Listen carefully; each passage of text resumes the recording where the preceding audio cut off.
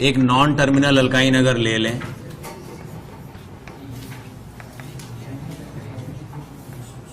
Non terminal alkyne in presence of NaNH2 और थोड़ा सा ट्रेसेस में लिक्विड अमोनिया भी ले लेते हैं, एक्सेस में ले लें अगर, तो आइसोमराइजेशन हो जाता है इसमें और ये टर्मिनल अल्काइन में कन्वर्ट हो जाता है. It is a terminal alkyne and not only it is isomerized to a terminal alkyne, but in a final step basically it undergoes an acid base reaction to give a salt, and this salt formation is ultimately the reaction which takes whole process in right direction. देखो मैं बताना चाहता हूं, non terminal alkyne ज्यादा stable है terminal alkyne की अपेक्षा, तो ये पूरा प्रोसेस रिवर्सिबल होता है. तो अगर हम इसको यहां तक ले भी आए तो ये वापस जा सकता है, लेकिन ये आखिरी स्टेप में जो सॉल्ट बन जाता है ना, इसकी वजह से ही रिएक्शन यहां रुक जाती है और बैकवर्ड नहीं जाती है. तो basically the salt formation at the last step inhibits the reversibility of the process, right? So let us first find the mechanism of this isomerization reaction. आपको तो पता है कि इसमें एक प्रोपरजाइलिक H है. हम लोगों ने पिछले लेक्चर में प्रोपरजाइलिक H के बारे में बात किया था. ये जो प्रोपरजाइलिक H है और प्रोपरजाइलिक H का प्रेजेंस जो है वो इस तरह के आइसोमराइजेशन के लिए जरूरी है. Presence of propargylic H is necessary, ठीक है ना. After this propargylic H is removed, you get a negative charge. This negative charge due to resonance reaches the non-terminal carbon.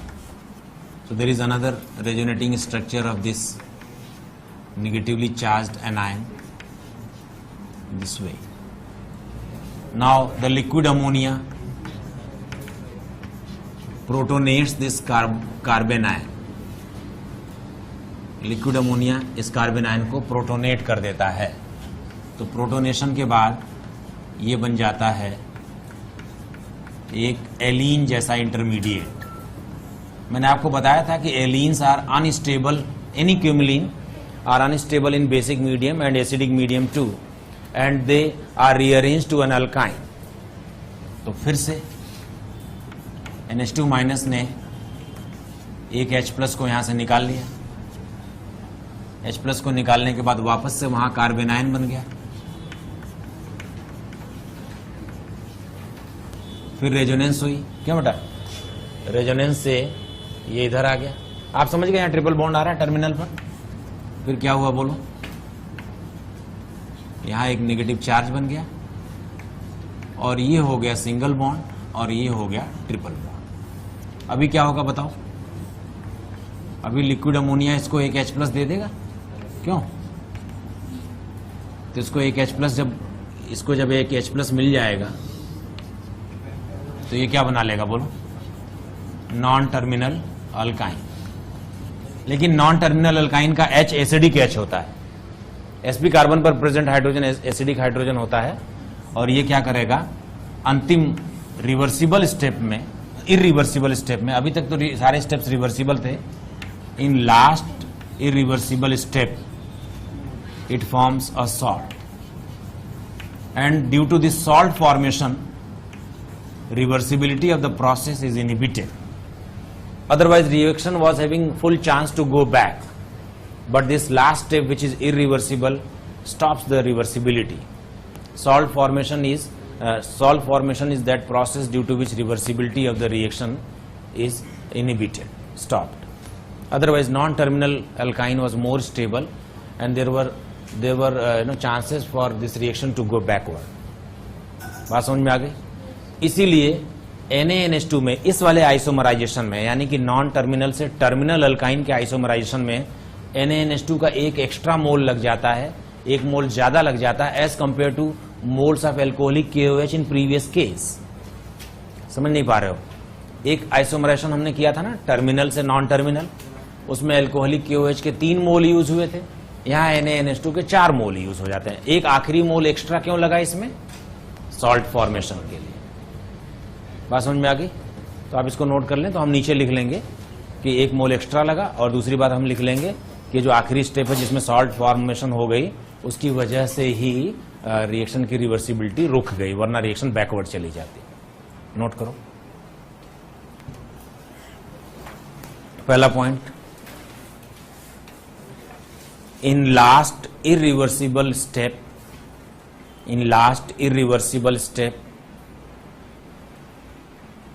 a salt is formed and this salt formation inhibits the reversibility of process. And this salt formation inhibits the reversibility of the process.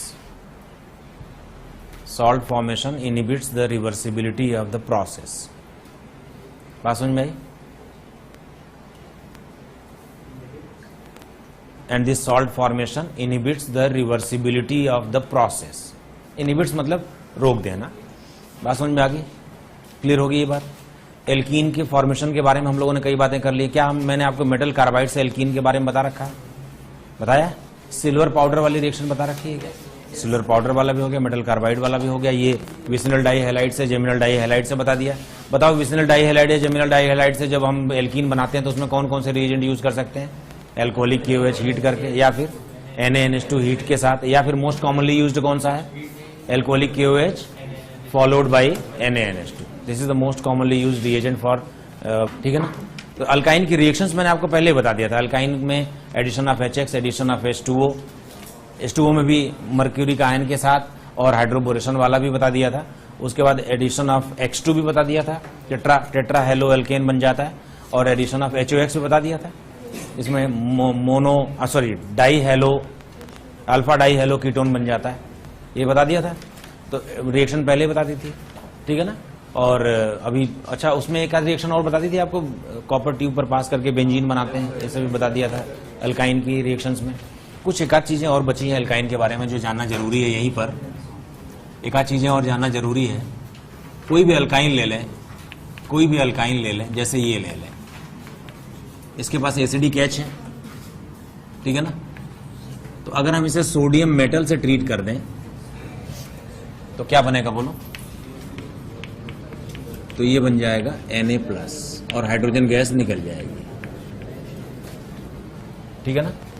This is called sodium अल्काइनाइड।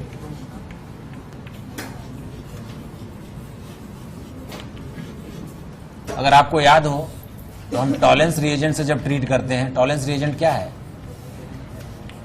Ammoniacal silver nitrate, याद है क्या आपको? तो इसमें white precipitate मिलता है terminal alkyne में। क्यों? सिल्वर अल्काइनाइड का white precipitate, white precipitate of silver alkynide, ठीक है ना। अगर हम इसी को अमोनिकल क्यूप्रस क्लोराइड से ट्रीट कर दें तो कॉपर अल्काइनाइड मिलता है जो कि रेड प्रेसिपिटेट होता है। यह भी हमने डिस्कस किया है। This is copper अल्काइनाइड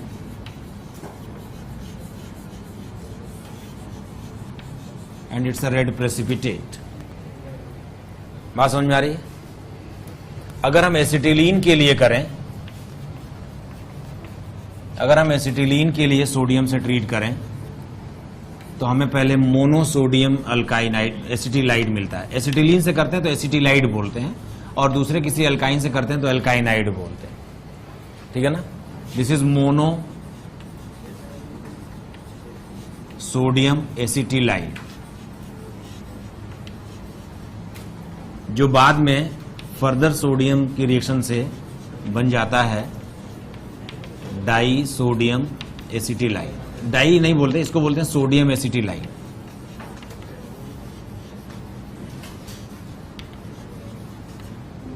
sodium acetylide.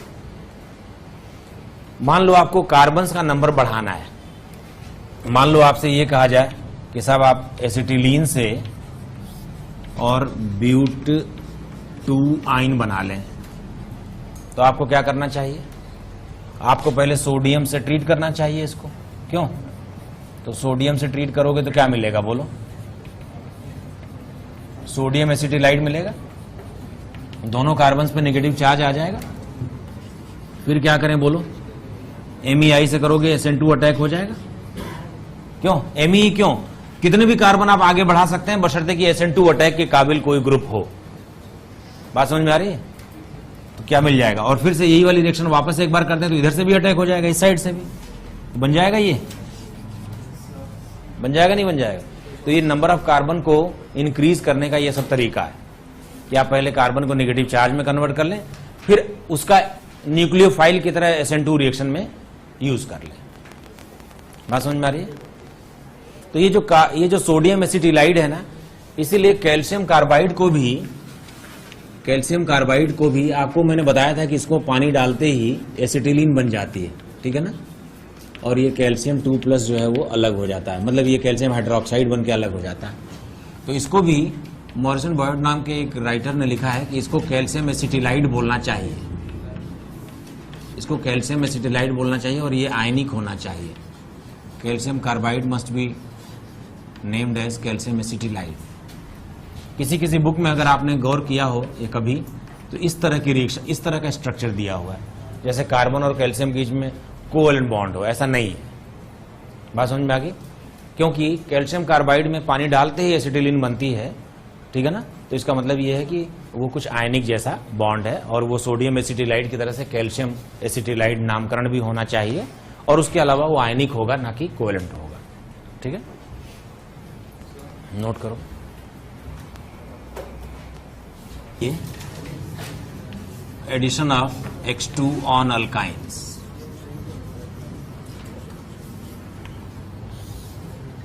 अगर हम किसी अल्काइन के ऊपर X2 का एडिशन करें तो पहले तो ये एंटी एडिशन के तहत ऐसे डबल बॉन्ड पर आ जाएगा, लेकिन आपको तो पता है एल्कीन पर फिर से X2 का एडिशन संभव है, तो इस तरह से 1122 टेट्रा हेलो अल्केन बन जाता है। 1122 tetra hello alkane.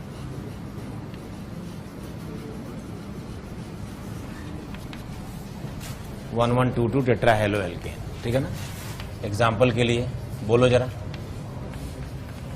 CH triple bond CH, Cl2 का एडिशन करवा रहे हैं, बोलो क्या बनेगा, बोलो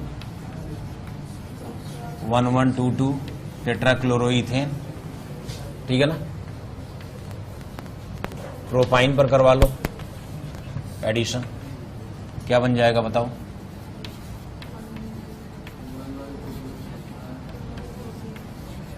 ठीक है ना। इसके बाद फिनाइल एसिटिलीन पे करवा लो सेम 1122 टेट्रा क्लोरो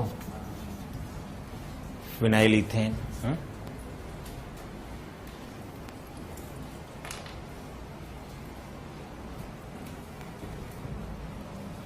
आप जरा लिखो, मैं चौक लेके आऊंगा।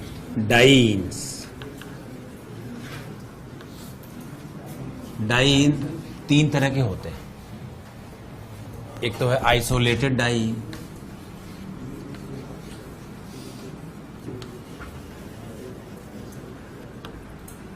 आइसोलेटेड डाइन कैसे होते हैं, जिनमें दोनों डबल बॉन्ड के बीच में गैप हो, कम से कम एक sp3 कार्बन बीच में हो। तो ये आइसोलेटेड डाइन में मान लीजिए आपने HBr का 1 इक्विवेलेंट एडिशन कराया, तो ये किसी भी अल्कीन की तरह से बिहेव करेगा, जैसे कोई भी एल्कीन बिहेव करता है वैसा ही बिहेव करेगा। और एक अगर आपने रिएजेंट लिमिटेड अमाउंट में लिया है तो किसी एक डबल बॉन्ड पर एडिशन हो जाएगा, this is like any alkyne. दूसरा है क्यूमिलीन या क्यूमुलेटेड डाइन्स बोलते हैं, क्यूमुलेटेड डाइन्स। ये कैसे होते हैं, जब डबल बॉन्ड लगातार हो, ठीक है ना। मैंने आपको बताया था कि क्यूमुलिन्स जो होते हैं वो एसिडिक मीडियम हो या बेसिक मीडियम हो, ये रीअरेंज होके क्या बना लेते हैं, क्यों रीअरेंज होके ये एल्काइन बना लेते हैं। और 1 इक्विवेलेंट HBr का एडिशन करोगे तो एक जगह H लग जाएगा, एक जगह Br लग जाएगा, ठीक है ना। और तीसरे होते हैं कॉन्जुगेटेड, इन्हीं के बारे में जरा खास तौर पे बात करेंगे। कॉन्जुगेटेड डाईन्स, कॉन्जुगेटेड डाईन्स मतलब डबल बॉन्ड जब कॉन्जुगेशन में प्रेजेंट हो और जिसमें रेजोनेंस भी हो रहा हो। तो जरा आप ये नोट कर लें, तो कॉन्जुगेटेड के बारे में अलग से बात करते हैं।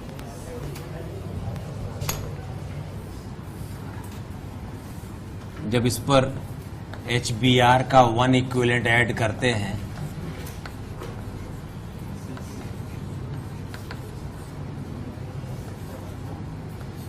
तो -20 डिग्री सेंटीग्रेड पर, और ये है 40 डिग्री प्लस पर। तो माइनस टेम्परेचर पर, निगेटिव टेम्परेचर जब भी हो, -10, -20, -40, तो ये एडिशन होता है 1,2। This is 1,2 addition product. और रूम टेम्परेचर या उससे ज्यादा टेम्परेचर पर 1,4 एडिशन हो जाता है with resonance. This is 1,4 addition product.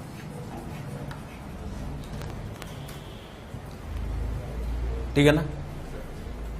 जो माइनस टेम्परेचर पर होता है, जो नेगेटिव टेम्परेचर पर होता है, उसे हम बोलते हैं KCP। और जो रूम टेम्परेचर या उससे अबव पर होता है उसको बोलते हैं TCP। पूरा नाम है kinetically controlled product. Kinetically controlled product, और इसका नाम है थर्मोडायनेमिकली कंट्रोल्ड प्रोडक्ट।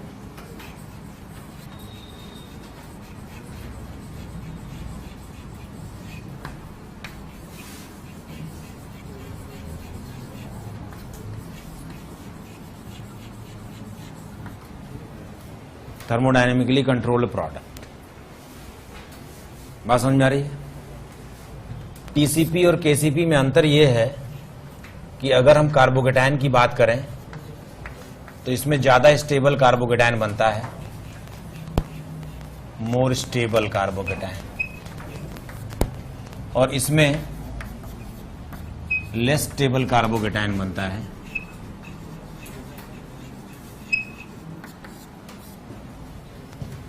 दूसरी चीज,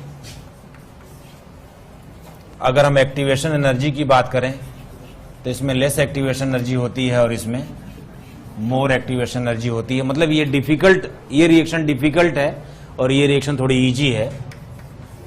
अगर हम टेम्परेचर की बात करें तो जैसा कि मैंने आपको पहले ही बताया, ये लो टेम्परेचर पर होने वाली रिएक्शन है और ये हाई टेम्परेचर पर होने वाली रिएक्शन है। ठीक है ना। हायर मतलब रूम टेम्परेचर या उससे ज्यादा टेम्परेचर पर यह रिएक्शन हुआ करती है। लेकिन अगर हम प्रोडक्ट की बात करें,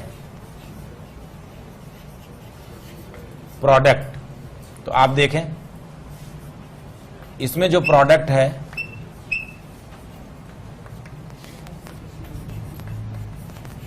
वो ये है, जिसमें अल्फा एच कितने हैं, अल्फा एच है 1।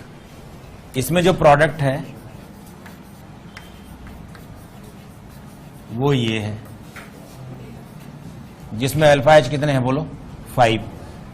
तो ये ज्यादा स्टेबल प्रोडक्ट है, मोर स्टेबल प्रोडक्ट, और ये लेस स्टेबल प्रोडक्ट है। मैं कहना ये चाहता हूं कि केसीपी काइनेटिकली कंट्रोल्ड प्रोडक्ट बनाने में रूट आसान है, इंटरमीडिएट ज्यादा स्टेबल है, एक्टिवेशन एनर्जी कम है, आसानी से रिएक्शन हो जाती है, लेकिन प्रोडक्ट उतना स्टेबल नहीं जितना टीसीपी है। थर्मोडायनेमिकली कंट्रोल प्रोडक्ट जो है वो ज्यादा स्टेबल है, हालांकि उसको बनाने का जो रूट है वो थोड़ा डिफिकल्ट है। बात समझ में आ रही है। ज्यादा टेम्परेचर की आवश्यकता होगी, ज्यादा एक्टिवेशन एनर्जी होगी, लेस स्टेबल कार्बोकेटायन इंटरमीडिएट से होकर रिएक्शन गुजरती है, लेकिन अल्टीमेटली जो प्रोडक्ट बनता है वो ज्यादा स्टेबल होता है। तो जब भी कभी कंजुगेटेड डाईन इस तरह का हो और आपसे कहा जाए कि भाई HBr का 1 इक्विवेलेंट डाला है तो इसको मेजर बताना आप, अगर उन्होंने टेम्परेचर की बात नहीं की है तो। देखो अगर उन्होंने टेम्परेचर वगैरह मेंशन कर दिया है तब तो नेगेटिव वाले टेम्परेचर पर ये मेजर है और रूम टेम्परेचर या उससे एबव टेम्परेचर पर ये मेजर है। लेकिन अगर मान लो उन्होंने कह दिया कि भाई इस पर 1 इक्विवेलेंट HBr का एडिशन कराया गया और टेम्परेचर वगैरह का कोई जिक्र नहीं है, तो आप इसको मेजर बताएंगे, इसका मतलब TCP हो रहा है। बात समझ में आ रही है? मैं इसका P डायग्राम भी बनाता हूं दोनों को कंपेयर करके। हाँ बेटा,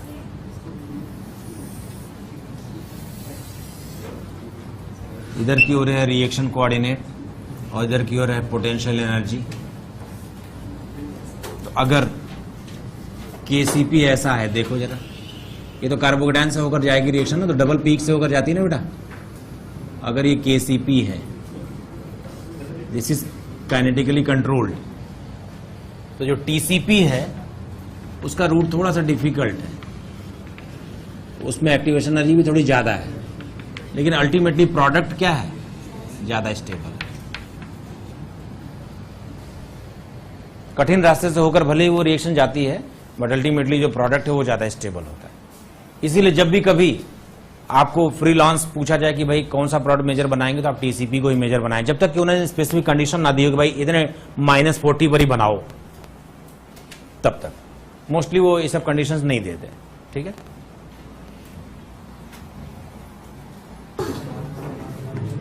you know, rate of electrophilic addition reaction alkene के लिए फास्टर है एल्काइन से।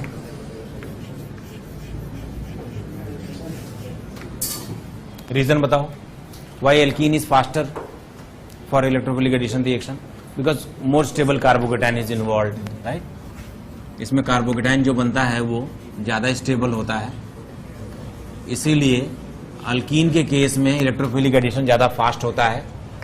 तो अगर हम एक एग्जांपल देखें, देखो बेटे, और ये ट्रिपल बॉन्ड है, एक डबल बॉन्ड है, एक ट्रिपल बॉन्ड है, और HBr का 1 इक्विवेलेंट लिया, तो बताओ कहां पर एडिशन ठीक है, कहां पर एडिशन होगा, डबल बॉन्ड पर या ट्रिपल बॉन्ड पर? HBr is just sufficient to get added only at 1 pi bond, तो वेयर प्रिफरेबली शुड इट, तो ये ऐड हो जाएगा डबल बॉन्ड के ऊपर, ठीक है ना, और ट्रिपल बॉन्ड जैसा है वैसा रहेगा। लेकिन जो इंपॉर्टेंट बात मैं बताना चाहता हूं वो ये है कि अगर डबल बॉन्ड और ट्रिपल बॉन्ड कॉन्जुगेटेड हो, अगर double bond triple bond conjugated हो और HBr का 1 इक्विवेलेंट इस पर ऐड हो रहा हो, तो वो ट्रिपल बॉन्ड पर ऐड हो जाता है, ट्रिपल बॉन्ड को डबल बॉन्ड करके ऐड हो जाता है। किस वजह से बोलो? ताकि उसको रेजोनेंस की स्टेबिलिटी मिलती रहे। तो रेजोनेंस स्टेबिलिटी के चक्कर में, रेजोनेंस स्टेबिलिटी के चक्कर में ये ट्रिपल बॉन्ड पर ऐड हो जाता है। This is very specific gentleman. Double bond is more reactive towards electrophilic addition reaction as compared to triple bond, because the carbocation involved in case of double bond is more stable. But in case when double bond and triple bond are present in conjugation and there is one equivalent HBr only to be added, then it preferably adds on triple bond so that the product remains stable due to resonance. Understood? ये जरा याद रखना.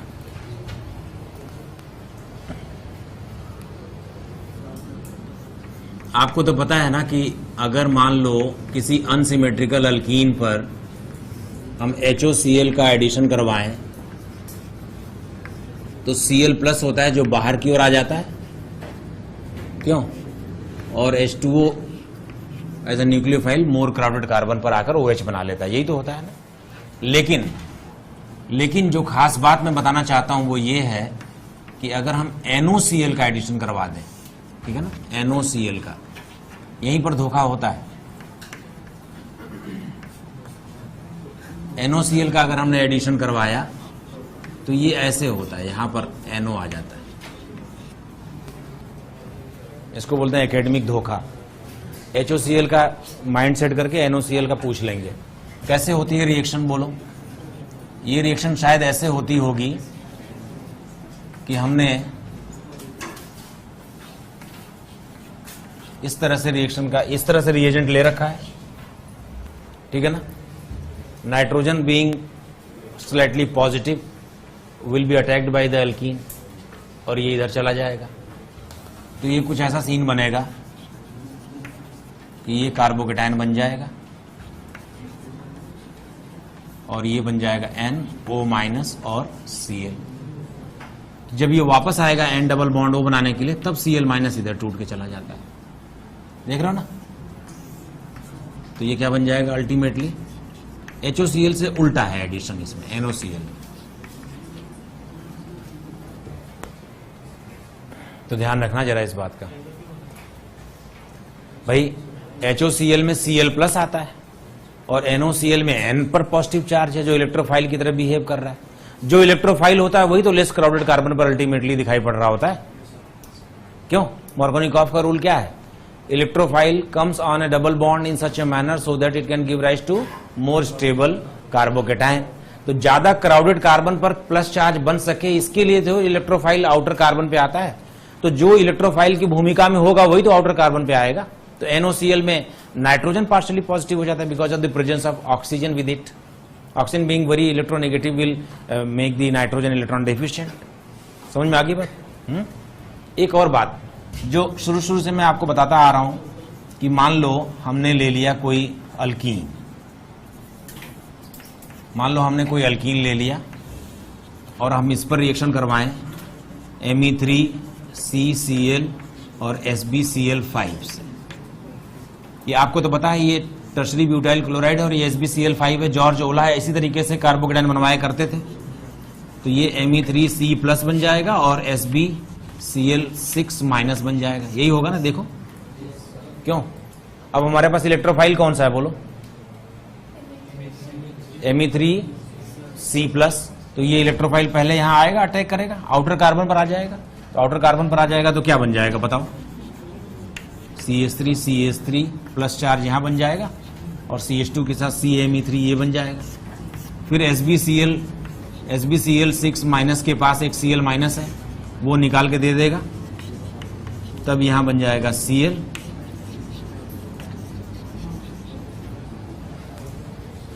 तो पता लगा carbocation भी addition कर लेगा।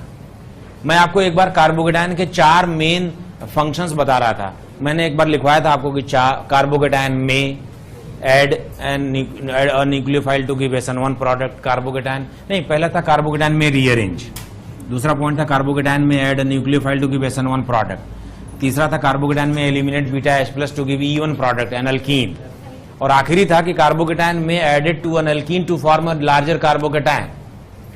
ये वही केस है, कार्बोकेटायन में भी added on an alkene to form a large size carbocation. तो कार्बोकेटायन के मेनली 4 फंक्शंस एक जगह हम लोगों ने नोट किए थे, तो वो उनमें से ये वाला 4th वाला ही है। ठीक है, पढ़ते हैं एलाइलिक सब्स्टिट्यूशन।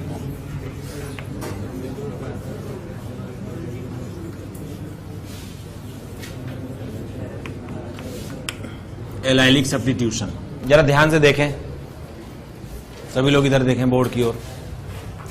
अगर किसी डबल बॉन्ड के पड़ोस में कोई sp3 कार्बन है,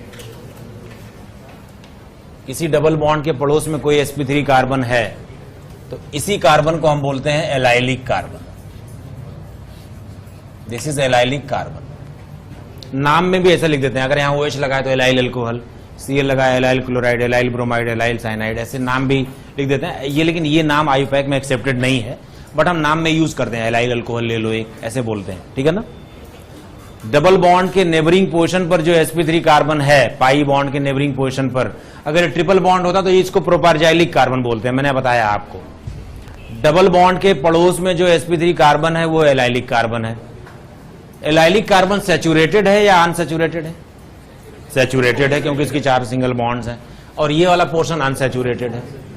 अब देखो सिचुएशन ये है कि मान लो आपने एक प्रोपीन लिया। Propene is a very good example of allylic system. इसमें बताओ एलाइलिक कार्बन कौन सा है? लेफ्ट वाला, ये CH3 एलाइलिक कार्बन है। आपने ले लिया है प्रोपीन और आप इसमें क्लोरीनेशन या ब्रोमिनेशन करवाना चाहते हो, कुछ भी क्लोरीनेशन ब्रोमिनेशन, तो कायदे से अगर नॉर्मल टेम्परेचर पर आप ये सब काम करते तो ClCl ऐड हो जाता, एक इधर से एंटी एडिशन हो जाता, जो अभी तक हमने किया। और अल्कीन जो है वो हैलोजनों के प्रति बड़ा ही सेंसिटिव भी है, बहुत तेजी से रिएक्शन भी कर लेता है, एडिशन रिएक्शन हो जाती, जिसको हम इलेक्ट्रोफिलिक एडिशन रिएक्शन बोलते हैं। लेकिन मान लीजिए आपने इसका टेम्परेचर इतना रखा हुआ है कि ये जो है Cl फ्री रेडिकल बन गया। बात समझ में आ रही है? क्लियर है? अब ये किसी फ्री रेडिकल के साथ ही कॉम्बिनेशन करेगा, हम अपने एल्कीन या अपने हाइड्रोकार्बन पर फ्री रेडिकल बनवाने की कोशिश करेगा। अगर फ्री रेडिकल बनता है हमारे इस हाइड्रोकार्बन में तो किस कार्बन पे बनेगा? अनसैचुरेटेड कार्बन पर या सैचुरेटेड? तो यहीं पर ये Cl आ जाएगा। तो हम बोलेंगे कि साहब एलाइलिक सब्स्टिट्यूशन हुआ है। इसके लिए क्या क्या खास बात है जरूरी? एक तो ये कि इसका लो कॉन्सेंट्रेशन होना चाहिए, बहुत ज्यादा होगा तो एडिशन करने लग जाएगा, जो कि ज्यादा प्रीफर्ड रिएक्शन है। और दूसरी चीज हाई टेम्परेचर होना चाहिए। कितना टेम्परेचर होना चाहिए? जितने पर फ्री रेडिकल बन जाता है, 400-500 डिग्री। बात समझ में आ गई? क्लियर हो गई ये बात? और ये भी एक फ्री रेडिकल इंटरमीडिएट क्या बनेगा? इंटरमीडिएट ऐसा बनेगा। क्यों भाई? ये इंटरमीडिएट बनेगा, पहले एक Cl क्रिटिकल बनेगा, वो इस H को निकाल के ले जाएगा, फिर ये दूसरे Cl2 को ब्रेक कर लेगा। आपको तो पता ना, चेन इनिशिएशन, चेन प्रोपगेशन, उस तरह से रिएक्शन होने लग जाएगी। ठीक है ना? लेकिन ध्यान रखने वाली बात यह है कि एलाइलिक सब्स्टिट्यूशन सैचुरेटेड कार्बन पर होगा, जो कि एलाइलिक कार्बन कहलाता है, और हाई टेम्परेचर पर रिएक्शन होगी। डबल बॉन्ड, हाँ बताओ, अगर फ्री रेडिकल यहां इन कार्बनों पे कहीं बने तो ज्यादा स्टेबल है या इस कार्बन पे ज्यादा स्टेबल है? ये sp2 है ना, ये sp2 है ना, ये ज्यादा स्टेबल फ्री रेडिकल बनाएगा। और बल्कि जब ये फ्री रेडिकल यहां बनेगा तो इसको रेजोनेंस स्टेबिलिटी भी मिलेगी, तो ज्यादा स्टेबल फ्री रेडिकल यही वाला होगा। ठीक है ना? क्लियर? अभी ये sp3 कार्बन है, लेकिन बाद में जब फ्री रेडिकल बन जाएगा तो sp2 हो जाएगा, और इसको रेजोनेंस की स्टेबिलिटी भी मिलने वाली है, इसलिए यहीं पर फ्री रेडिकल बनना प्रीफर्ड होता है। ठीक है ना? और एल्काइल फ्री रेडिकल का बनना ही आरडीएस होता है, इसलिए उसमें जो सर्वाधिक स्टेबल फ्री रेडिकल है वही प्रीफरेबली बनता है। क्लियर होगी बात? इस तरह के एलाइलिक सब्स्टिट्यूशन के लिए एक दो रिएजेंट्स हैं जो बड़े स्पेसिफिक हैं, they are very specialist about. उनमें से एक है NBS, पूरा नाम है एन ब्रोमो सक्सिनिमाइड। ठीक है ना? स्ट्रक्चर ऐसे है, इमाइड मतलब होता है एन पर 2 C डबल बॉन्ड हो, एमाइड मतलब नाइट्रोजन के साथ 1 C डबल बॉन्ड हो, इमाइड मतलब 2 C डबल बॉन्ड हो, एन ब्रोमो सक्सिनिमाइड। और इसी तरीके से NCS भी होता है। क्यों? एन क्लोरो, पूरा नाम लिख लोगे, एन क्लोरो सक्सिनिमाइड। ये एलाइलिक सब्स्टिट्यूशन करवाने के लिए बड़े ही स्पेशलिस्ट रिएजेंट है। अगर आप NBS का यूज करते हो, एलाइलिक कार्बन पे ब्रोमो लगा देगा। NCS का यूज करते हो, एलाइलिक कार्बन पे Cl लगा देगा। एलाइलिक कार्बन को पहचानना जरूरी है। आप मुझे बताएं, क्या इसमें कोई एलाइलिक कार्बन आपको दिख रहा है? कितने? 2। कौन कौन से? एक टॉप पर है, एक क्यों? आपको इसमें कोई एलाइलिक कार्बन दिख रहा है बेटे? कहां पर है? ये बाहर वाला। डबल बॉन्ड के पड़ोस में कोई sp3 कार्बन एलाइलिक होता है। बात समझ में आई? उसी पे फ्री रेडिकल बनवाओ, फिर उसी पे Cl या Br ये चिपका देना है। तो नेक्स्ट डे हम लोग इसी को डिटेल में करेंगे। ठीक है? Please correct it. यहां पर एक C डबल बॉन्ड होगा, बिल्कुल ऐसे ही है, एन पे ब्रोमो की जगह एन पे क्लोरो लगा दिया। नाम भी क्या होगा इसका? इसका नाम बोलो, पूरा नाम बोलो, एन क्लोरो सक्सिनिमाइड। तो ये डबल बॉन्ड ओ लिखना भूल गया था, जरा चेक कर ले।